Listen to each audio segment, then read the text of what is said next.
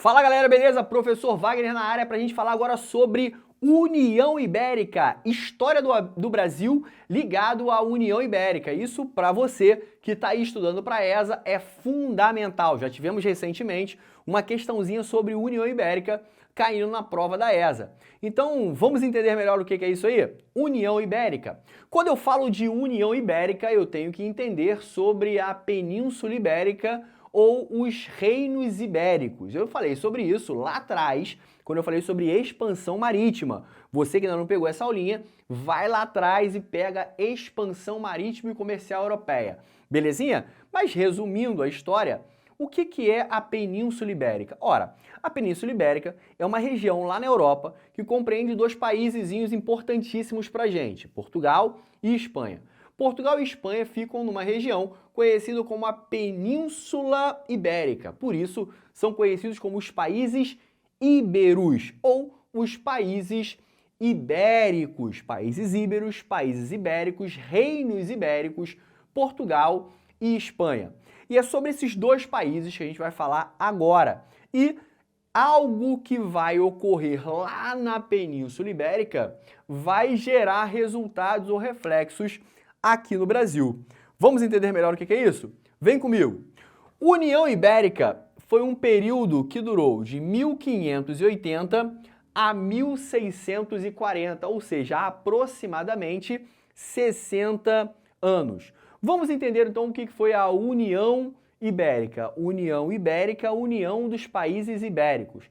Alguma coisa vai acontecer que esses dois países vão se juntar, vão estar juntos, unidos. Vamos entender o que aconteceu. Bom, o que diz a história? Diz a história que Portugal tinha um rei chamado Dom Sebastião. Dom Sebastião era rei de Portugal. E o que diz a história? Que esse rei, chamado Sebastião, foi lutar numa guerra lá no norte da África, naquela região ali que a gente conhece hoje como Marrocos, a chamada Batalha de Alcácer-Quibir. Batalha de Alcácer-Quibir.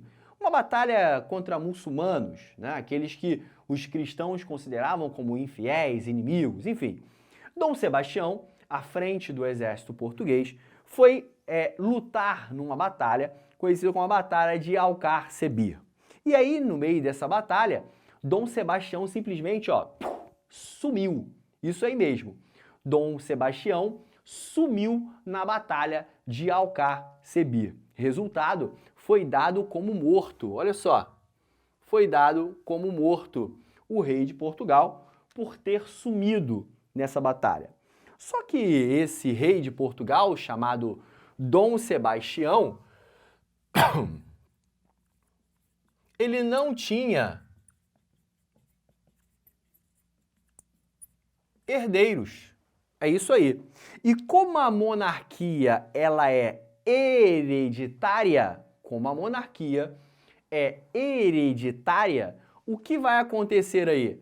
Dom Sebastião não deixou um herdeiro para assumir o trono no seu lugar. Por isso, o seu tio, o cardeal Dom Henrique, isso aí mesmo, o cardeal Dom Henrique será o novo rei de Portugal. Olha aí. Com a morte de Dom Sebastião, Dom Henrique será o novo rei de Portugal, o tio distante de Dom Sebastião. Só que o que vai acontecer? Dom Henrique também vai falecer, também vai morrer. E aí o que vai acontecer? Olha só, hein? O que vai acontecer com a morte de Dom Henrique em 1580? Dom Henrique também não tinha herdeiros. Olha só, Dom Henrique não tinha herdeiros. Não deixa herdeiros, não tinha quem sucedê-lo no trono. E agora olha a situação de Portugal. Dom Sebastião some, não deixa herdeiros, seu tio assume. Morre, também não deixa herdeiros. E agora? Quem vai assumir o trono português diante dessa confusão? Portugal não tem um rei. E aí, com isso, os parentes começam a brigar.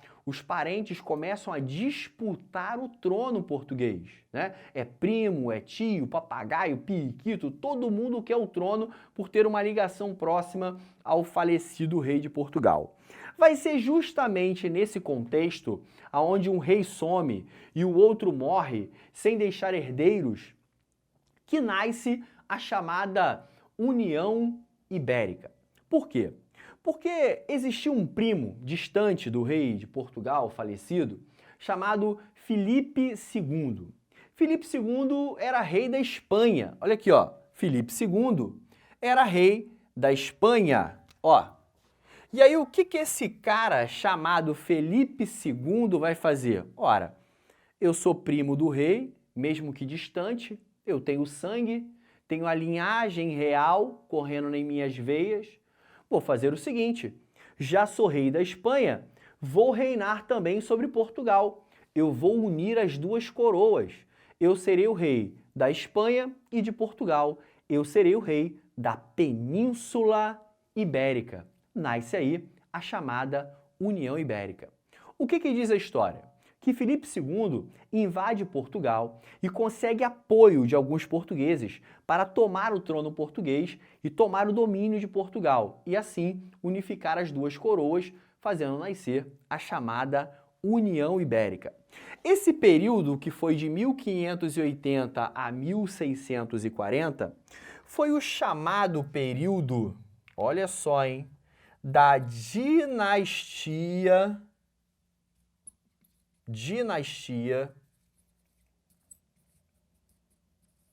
dos Filipes. Dinastia dos Filipes. Por que dinastia dos Filipes? Ora, uma dinastia é a continuidade de uma determinada família no poder. É uma dinastia.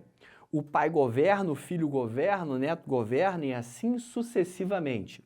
Assim foi de 1580 a 1640, período onde ocorreu um domínio do rei da Espanha sobre Portugal e suas colônias. Não foi só Filipe II que ficou no comando durante esses 60 anos. Tinha Filipe II, depois assumiu Filipe III e depois o Filipe IV. Daí nasce a chamada Dinastia dos Filipes ou Dinastia dos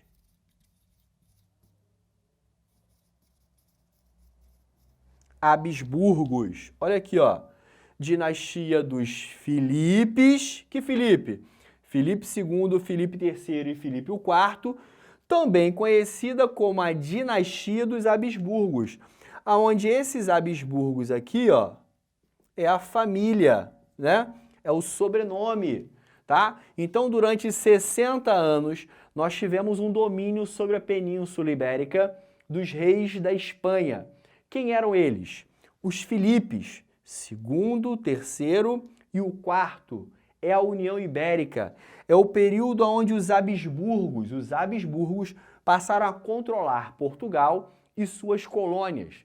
Até aqui, Portugal vivia o período da dinastia de Avis. Dinastia de Avis. A família Avis governava Portugal. Só que agora os Habsburgos chegam ao poder. Os Habsburgos passam a dominar Portugal e suas colônias. Nasce aí a União Ibérica. Pegou até aí? Deu para entender legal? Então, beleza. Você já sabe que a União Ibérica foi o domínio da Espanha sobre Portugal e também suas colônias. Mas espera aí, qual é a língua falada em Portugal? O português. Qual é a língua falada nas colônias de Portugal? O português. Mas espera aí, será que com essa união isso vai mudar? Porque agora é um domínio espanhol. Hablas espanhol? Sim, um pouquinho de espanhol, sim, pero que sim, pero que não. Mas Portugal não. Portugal fala português e suas colônias também. Será que a língua em Portugal e em suas colônias vai mudar? Os comerciantes que se relacionavam com as colônias portuguesas eram portugueses. Será que agora serão espanhóis? E a estrutura militar que imperava em Portugal e suas colônias? Eram militares? Estrutura portuguesa. Será que isso vai mudar? Será que os espanhóis vão mudar isso? Peraí, e os governadores? O governador geral? Será que isso vai mudar? Ora, não vai mudar. Por que isso não vai mudar? Tanto a língua, olha só, tanto a língua quanto outras questões em Portugal e em suas colônias não vão mudar. Olha aqui, ó. Não vão ocorrer mudanças, tá? Então, a Espanha, Felipe, vai garantir que em Portugal e em suas colônias não vai ocorrer mudança na língua, na estrutura comercial, na estrutura militar. Os portugueses continuarão tendo liberdade para se relacionar com as suas colônias e também manter sua língua. Isso tudo foi garantido por meio do chamado juramento de Tomar. O que foi o juramento de Tomar? O juramento de Tomar foi a garantia de que os portugueses, diante do domínio espanhol, continuaria tendo a sua língua e a sua estrutura funcionando dentro do seu país e em suas colônias. Pega esse bizu aí, sabe por quê? Porque se isso cair na sua prova, vai ficar um monte de gente para trás. E tu vai pegar essa questão e esse pontinho aí, beleza? Uma outra coisa importante durante a União Ibérica que vai ocorrer: a proibição do comércio com os holandeses. Ora, prestem bem atenção, os holandeses foram proibidos de se relacionar com os portugueses e as colônias portuguesas, dentre elas o Brasil. Só que tem um detalhe importantíssimo: a Holanda tinha uma parceria, ó, de maior tempão com os portugueses. Os portugueses, dizem a história, produziam açúcar em suas colônias e os holandeses pegavam esse açúcar e distribuíam o açúcar. Ou seja, os portugueses produziam e os holandeses distribuíam. Só que agora os holandeses não querem mais esse papo. Os holandeses não, os espanhóis não querem mais saber disso. Por que os espanhóis não querem saber disso? É uma questão histórica. A Holanda, um dia, já havia sido colônia da Espanha. Só que eles decidiram dar um pé na bunda da Espanha e proclamar sua independência. Isso deixou a Espanha com uma mágoazinha no coração. Agora, como a Espanha vai dominar as colônias de Portugal, chegou a hora da vingança. Aí a Holanda, obrigado, deu um pé na bunda da gente lá atrás, agora é a nossa hora. Pé na bunda em vocês também. Vocês estão proibidos de estabelecer comércio com as colônias portuguesas, dentre elas o Brasil. E aí nós vamos ter essa consequência da União Ibérica aqui no Brasil. Qual a consequência da União Ibérica no Brasil? A proibição do comércio com os holandeses, vou complementar aqui, ó, no Brasil. E essa medida espanhola recebeu um nome na história. É conhecida como o embargo espanhol. O que foi o embargo espanhol? Foi a proibição ao comércio com os holandeses aqui no Brasil. Medida da Espanha, proibição da Espanha. Sabe o que vai acontecer? Os holandeses precisavam muito desse produto. Os holandeses ganhavam muito dinheiro com o comércio de açúcar. Só que agora eles vão perder esse produto que para eles era muito importante. Resultado, galera, prestem bem atenção. Os holandeses, sem terem muito o que fazer, vão sair daqui, da América, e vão tentar se lançar ao comércio com o Oriente, com a Índia, com a China, outros países lá do Oriente. Só que eles não vão obter os mesmos lucros que eles tinham com o açúcar aqui do Brasil. Eles ganhavam muito dinheiro, se produzia muito açúcar, e isso dava muito lucro para eles. Com o comércio do Oriente, eles não vão ter esse mesmo lucro. Sendo assim, eles vão organizar um plano. Ora, se nós não podemos ter o açúcar brasileiro por bem, nós vamos ter por mal. Uhul, vamos invadir, uhul, vamos invadir.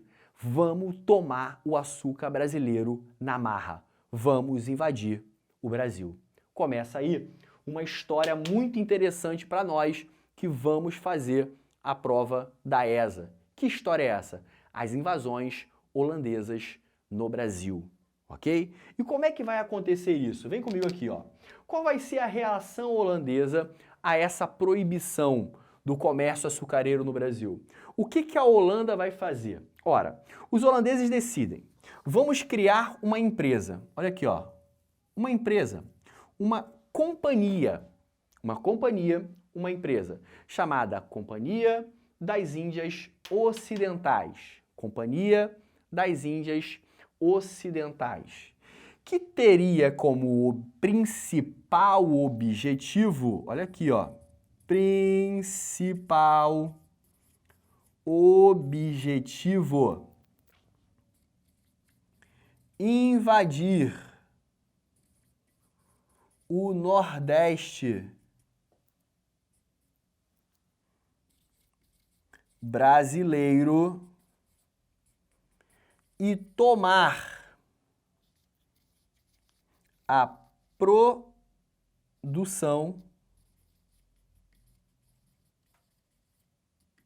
de açúcar. Olha aí. Principal objetivo da Companhia das Índias Ocidentais, essa empresa holandesa, invadir o Nordeste brasileiro. Olha aqui, ó, invadir o Nordeste brasileiro e tomar a produção de açúcar. O Nordeste brasileiro era muito forte na produção de açúcar, principalmente Pernambuco, o coração açucareiro do Brasil. E para lá, os holandeses vão investir, né, nas suas invasões. Primeiro, na Bahia. E depois, Pernambuco. E aqui nós vamos ter essas duas invasões holandesas aqui no Brasil inicialmente, tá? Invasão da Bahia e invasão de Pernambuco. Só que eu tenho um ponto importantíssimo para vocês, tá? Guardem isso aqui, um ponto muito importante para vocês.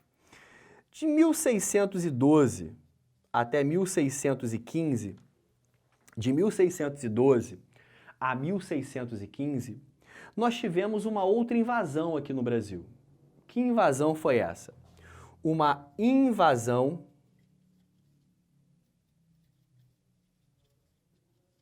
francesa, que você não pode confundir com a invasão holandesa, tá legal? Essa invasão francesa, ela vai ocorrer no Maranhão, tá? No Maranhão, tá legal? Então, os holandeses vão invadir a Bahia e Pernambuco durante a União Ibérica. Já os franceses, prestem atenção, hein?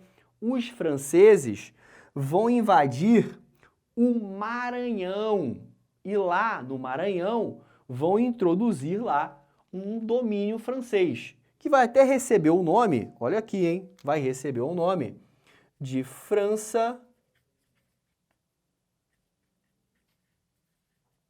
Equinocial. Guardem isso, tá? Ó, França Equinocial. O que foi a França Equinocial? Foi uma invasão francesa no Maranhão. Legal? Então prestem bem atenção, por que eu fiz questão de colocar isso aqui? Porque durante a União Ibérica no Brasil, ocorreram esses dois tipos de invasão. A invasão holandesa e a invasão francesa. Só que a invasão francesa foi no Maranhão. E a invasão holandesa se deu na Bahia e depois em Pernambuco. Legal? Por que eu fiz questão de botar o nome dessa invasão francesa aqui? Porque você que está vindo nessa batida comigo de videoaulas aqui no Falcon, você pegou em aulas anteriores eu falando sobre uma invasão francesa no Rio de Janeiro, a França Antártica. Agora é uma invasão no Maranhão, é a França Equinocial no Maranhão. Beleza? Por quê? Cheguei na prova e me deparei com a seguinte questão. Os franceses marcaram presença na história do Brasil colonial por meio de invasões e instalação de colônias. Essas invasões e colônias, respectivamente, ocorreram em quais regiões do Brasil? E aí você vai ter que saber, peraí, aonde que ocorreram invasões francesas? Rio de Janeiro e Maranhão. Como ficou conhecida a colônia francesa no Rio de Janeiro? França Antártica. Como ficou conhecida a invasão francesa no Maranhão? França Equinocial. Legal, galera? Então, França Equinocial, Maranhão, França Antártica, Brasil, Rio de Janeiro. Legal? Pega essa visão aí. Tá legal, galera? Então, olha só. Vamos voltar a falar sobre as invasões holandesas. Então, os holandeses decidiram invadir a Bahia e invadir Pernambuco. Agora, como vai ocorrer essa invasão na Bahia? Inicialmente, os holandeses vão partir para a invasão da Bahia. De 1624 a 1625, eles vão se fazer presente ali na Bahia, tentando consolidar o domínio sobre aquela região. E depois, uma invasão sobre Pernambuco. Olha aqui, ó, 1630, eles vão partir para Pernambuco. Agora, uma pergunta, Wagner. E aí? Como é que foi essa invasão? E aí? Como é que se desenrolou esses dois momentos da história? Isso a gente vai ver daqui a pouquinho no próximo vídeo, beleza? Passa pro lado aí, vamos avançar e te espero no próximo vídeo. Valeu, forte abraço!